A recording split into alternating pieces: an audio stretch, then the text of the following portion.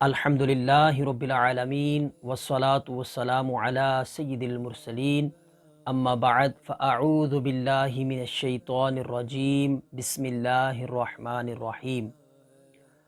السلام علیکم ورحمۃ اللہ وبرکاتہ۔ میں ہوں زاہد محمود اور آپ دیکھ رہے ہیں میرا YouTube channel MFR on line Quran academy کا سلسلہ رمضان کی عبادات۔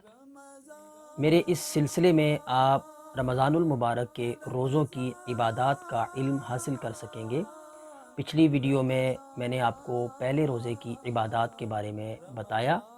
آج ہم دوسرے روزے کی عبادات یعنی دوسرے روزے میں ہمیں کون کون سی عبادات کرنی چاہیے۔ یہ جو عبادات میں آپ کو بتاؤں گا ان کو بھی کریں، لیکن ان کے ساتھ ساتھ آپ تلاوت قرآن پاک، مناجات، استغفار و توبہ اور اللہ کا ذکر اذکار یہ بھی کرتے رہیں، اور ساتھ ساتھ گناہوں سے بچنے کی بہت زیادہ کوشش کریں، کیونکہ جب تک ہم گناہوں سے نہیں بچتے تب تک ہم صحیح معنوں میں عبادت کی لذت کو حاصل نہیں کر سکتے۔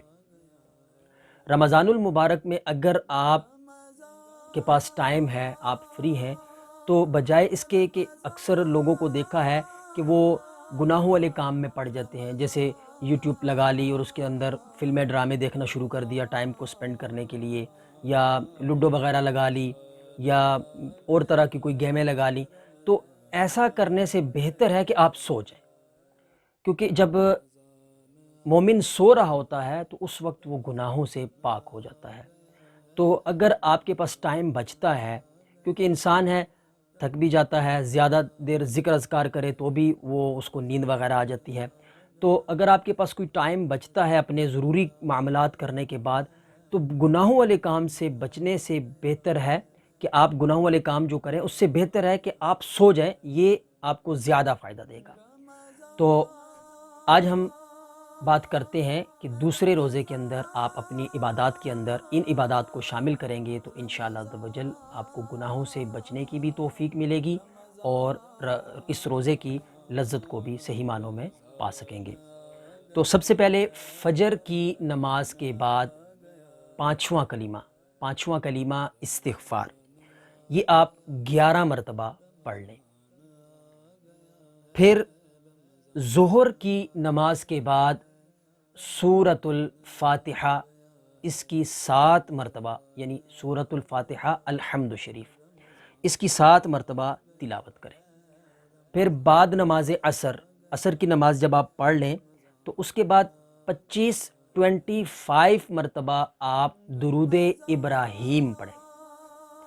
پھر بعد نماز مغرب یا وہاب، یہ اللہ تعالیٰ کا نام ہے، یہ آپ 100 مرتبہ پڑھ لیں، یا وہاب۔ پھر عشاء کی نماز کے بعد صلاۃ و تسبیح پڑھیں۔ اب یہاں پر یاد رہے کہ صلاۃ و تسبیح جو ہے یہ اکثر لوگوں کو پڑھنا نہیں آتی، تو آپ کی آسانی کے لیے میری ڈسکرپشن میں آپ چلے جائیں، وہاں پہ آپ کو لنک مل جائے گا، تو جس میں نے مکمل صلاۃ و تسبیح پڑھنے کا طریقہ بیان کیا ہے، آپ وہاں سے اس کو دیکھ کر سیکھ کر اور انشاءاللہ عز و جل اچھے سے سمجھ کر آپ اس پر عمل بھی کر سکتے ہیں، اس کو پڑھ سکتے ہیں۔ اللہ تبارک و تعالی ہمیں صحیح معنوں میں روزہ رکھنے اور اس پر عمل کرنے کی توفیق عطا فرمائے، اور میری اور آپ کی بے حساب بخشش و مغفرت فرمائے، اور ہمیں اس وائرس سے محفوظ فرما کر جلد از جلد اس سے نجات نصیب فرمائے۔ آمین بجاہ النبی الامین صلی اللہ تعالی علیہ وآلہ وسلم۔ نیکسٹ ملتے ہیں اگلے روزے کی عبادات کے ساتھ، تب تک کے لیے اجازت، اللہ حافظ۔